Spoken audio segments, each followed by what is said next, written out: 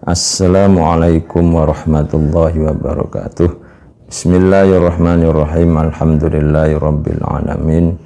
Wa bihi nasta'in ala umurid dunya waddin. Wassalatu wassalamu ala sayyidil anbiya wal mursalin habibina wa maulana Muhammadin wa ala alihi washabihi ajma'in. Amma ba'du. Para saudaraku semua yang dimuliakan Allah Subhanahu wa taala, alhamdulillah kita bisa berjumpa lagi setelah kemarin kita membahas tentang bahaya ghibah, yaitu merugikan orang lain dan juga menyebabkan orang yang menggibah, orang yang menggosip, pahala kebaikannya diberikan kepada orang yang digosipi. Pada kesempatan kali ini kita akan membahas bagaimana taubatnya orang yang menggosip, cara taubat, karena ada beberapa perbedaan dari dosa yang lain. Oleh Imam Ghazali dalam kitabnya Ihya Ulumuddin diterangkan bahwa wajib bagi orang yang menggosip, orang yang menghibah, orang yang ngerasani, wajib untuk menyesal.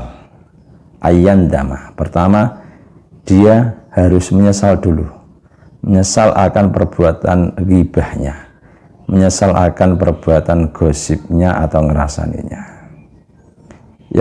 Yang kedua adalah ayatuba. Kedua, dia bertaubat kepada Allah Subhanahu wa taala. Dia beristighfar, memohon ampun kepada Allah Subhanahu wa taala. Yang ketiga adalah dia harus ta'assuf, dia harus merasa sedih atas dosa ghibah yang telah dia perbuat.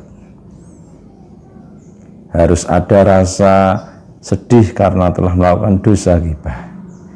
Jangan merasa bangga, jangan merasa senang, apalagi terus diperlihatkan kepada orang lain dosa ghibah itu sendiri.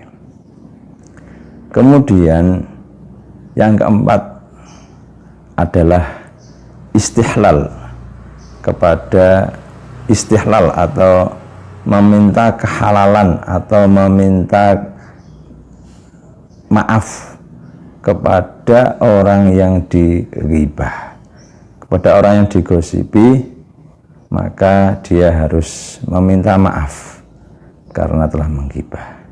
Ini syarat yang ditetapkan oleh Imam Ghazali. Jadi orang yang menggibah selain menyesal, bertaubat kepada Allah Ta'ala, kemudian dia merasa sedih atas dosa itu, juga harus istihlal, meminta maaf kepada orang yang dia gosipi atau dia rasani.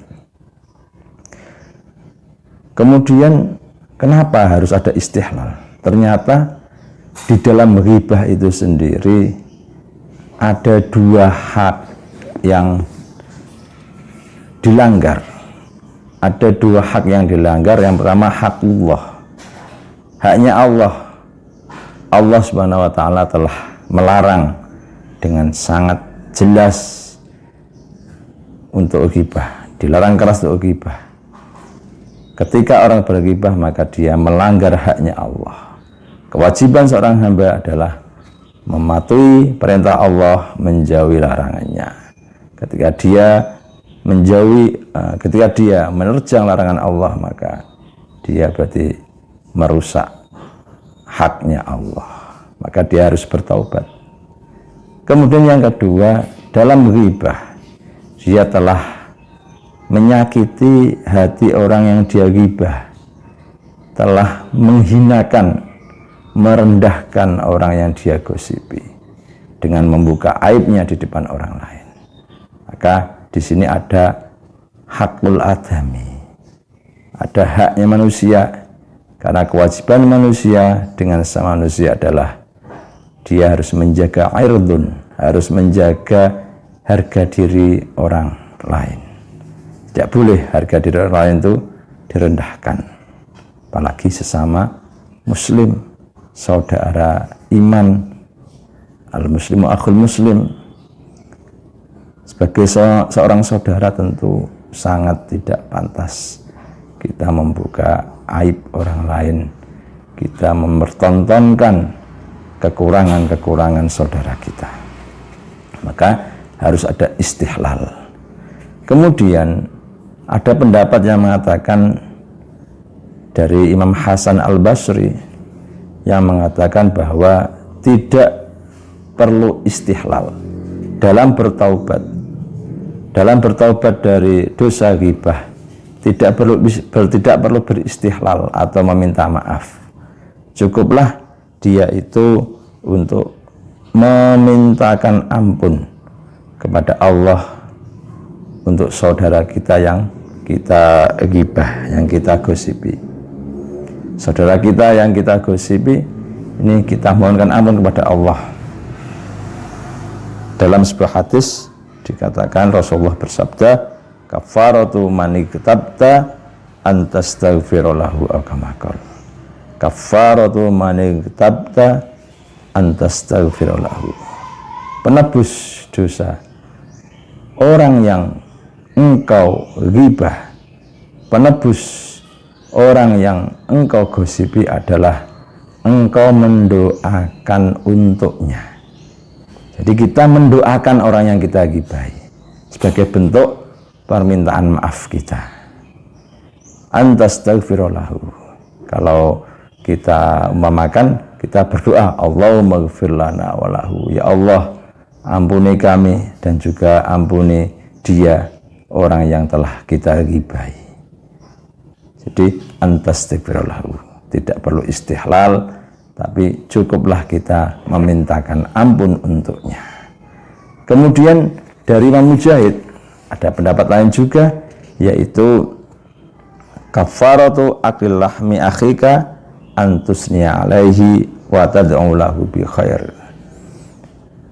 Penebus dosa orang-orang yang telah kita makan dagingnya, artinya orang-orang yang telah kita gosipi, yaitu kita memujinya di depan orang lain dan juga mendoakannya dengan kebaikan-kebaikan, memujinya akan kelebihan-kelebihannya, keutamaan-keutamaannya, akan sifat luhurnya sebagai penebus dosa kita yang telah memperlihatkan kekurangan-kekurangan dia.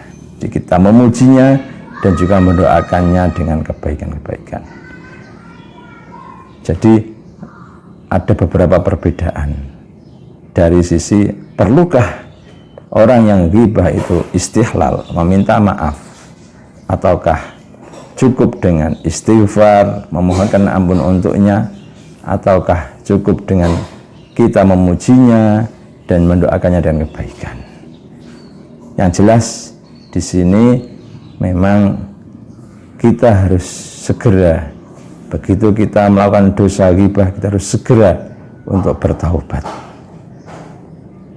Kemudian dari Imam Abul Laits As-Samarqandi memberikan penjelasan secara lebih detail soal apakah perlu istihlal, meminta maaf atau tidak.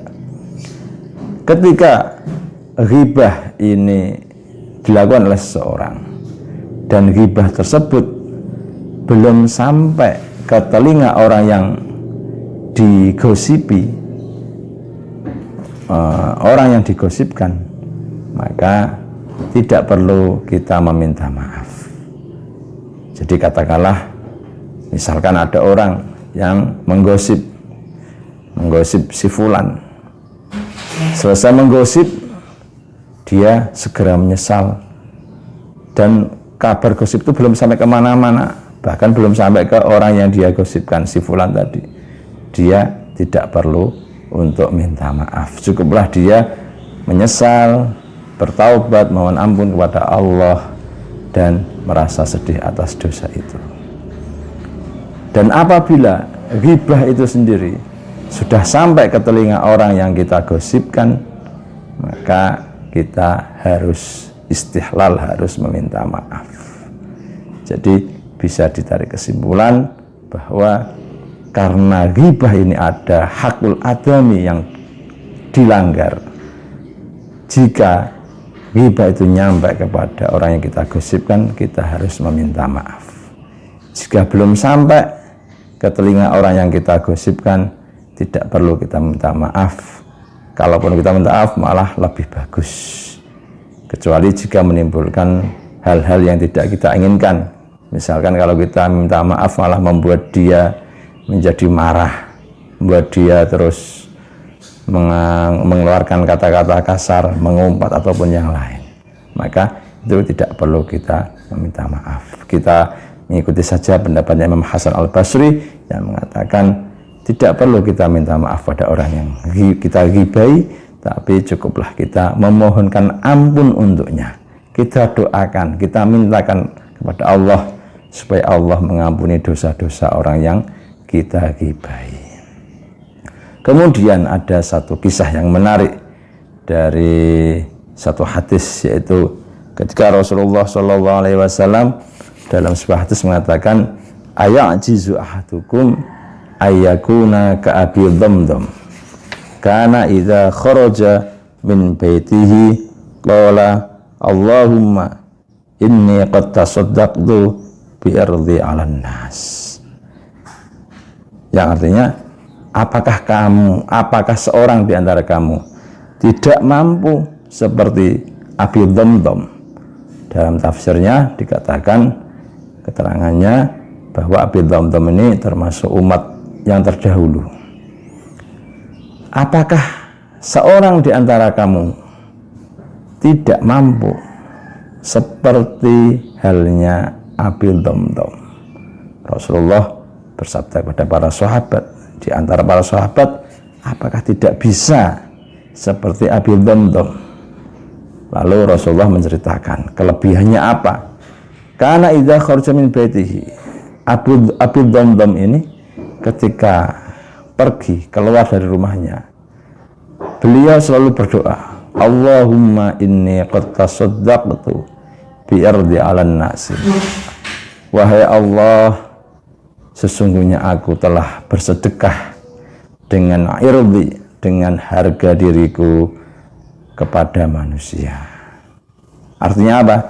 Artinya Abi Dhamdham telah memaafkan orang-orang yang telah mendoliminya, orang-orang yang telah menggosipkannya, orang-orang yang telah menyakitinya. Bahkan sebelum itu dilakukan, dia rela, dia tidak akan menuntut balas kepada orang yang telah mendoliminya di akhirat nanti. Dia tidak akan meminta pertanggungjawaban, dia sudah memaafkan. Dan itu yang dipuji oleh Rasulullah. Dan juga dalam kisah yang lain, bagaimana Sa'ad bin Abi Waqqas, seorang sahabat Ansor yang oleh Rasulullah SAW digolongkan dalam ahli surga, sehingga ketika Rasulullah mengatakan akan datang orang yang penduduk ahli surga, para sahabat kemudian mencari-cari mana yang datang. Begitu datang, ternyata orangnya adalah Sa'ad bin Abi Waqqas. Hari kedua Rasulullah bersabda seperti itu lagi. Kemudian sahabat mencari-cari lagi, menunggu-nunggu siapa yang akan datang. Ternyata juga Sa'ad bin Abi Waqqas lagi.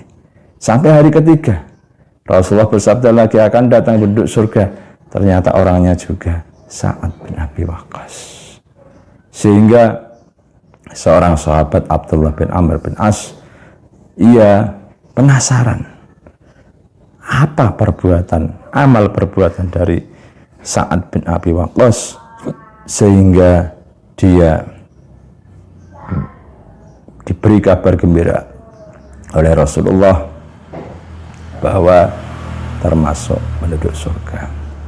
Sehingga ia pun minta izin pada Sa'ad bin Abi Waqqas untuk ikut bermalam di rumahnya, di rumah Sa'ad bin Abi Waqqas.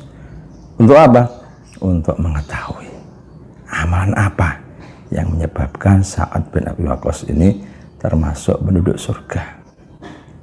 Itulah para sahabat dahulu sangat-sangat menginginkan perbuatan yang baik, berlomba-lomba dalam kebaikan. Ini yang perlu kita contoh dari para sahabat.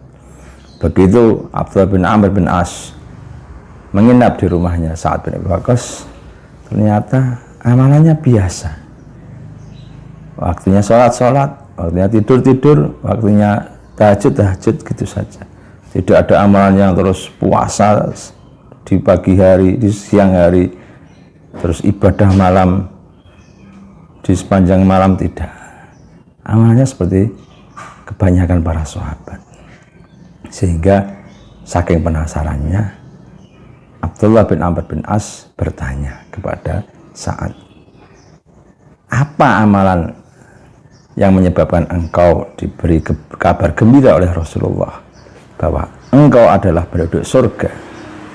Kemudian dijawab oleh Sa'ad bin Abi Waqqas, aku tidak melakukan amalan apapun kecuali sebelum tidur aku selalu memaafkan orang-orang yang telah menzalimi aku, orang-orang yang telah menyakiti aku, itu sudah saya maafkan semuanya. Dan karena perbuatan maafku inilah mungkin yang mendapatkan ridho dari Allah Subhanahu wa Ta'ala. Para sahabatku yang budiman, marilah kita membuka pintu hati kita dengan membuka pintu maaf di hari yang fitri ini. Jangan ada lagi perasaan haqdun, dendam, perasaan hasad atau hasud, iri dengki. Jangan ada perasaan ghadab atau marah. Jangan ada perasaan syahna, perasaan amarah, dendam pada saudara kita. Hilangkan semua itu, kedepankan sifat maaf. Insya Allah kita termasuk orang-orang yang nantinya seperti halnya sahabat Sa'ad bin Abi Waqqas ataupun umat dahulu, yaitu Abi Dhamdam yang telah dipuji oleh Rasulullah Sallallahu Alaihi Wasallam. Semoga kita senantiasa mendapatkan hidayah dari Allah. Walafu minkum, wassalamualaikum warahmatullahi wabarakatuh.